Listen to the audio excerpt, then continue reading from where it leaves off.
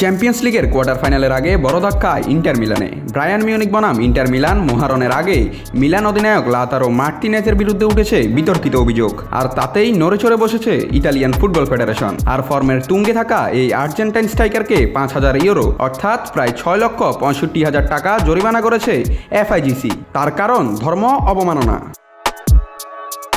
16 ফেব্রুয়ারি জুভেন্টাসের বিপক্ষে উত্তেজনাকর ম্যাচের পর মার্টিনেজ দুইবার ব্লাসফেমি বা ধর্ম অবমাননাকর শব্দ উচ্চারণ করেন, যা স্পষ্টভাবে ধরা পড়ে টিভি ক্যামেরায়। তবে কোন শব্দ কি বলেছিলেন তিনি, সেই রহস্যের পাত এখনো না উঠলেও স্পোর্টিং জাস্টিস কোডের 37 অনুচ্ছেদ ভঙ্গের অভিযোগে লাউতারো মার্টিনেজকে শাস্তির আওতায় নিয়েছে ইতালিয়ান ফুটবল ফেডারেশন।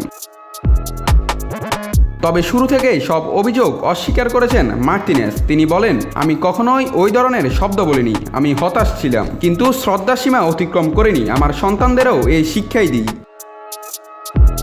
সিরিয়াতে এই ধরনের অভিযোগে শাস্তি এবারই প্রথম নয়। এর আগে 2021 সালে ইতালিয়ান কিংবদন্তি গোলরক্ষক জিয়ানোলুইজি বুফনকেও পড়তে হয়েছিল একই ধরনের শাস্তির মুখে। নাত রাহুল, নিউজ না স্পোর্টস।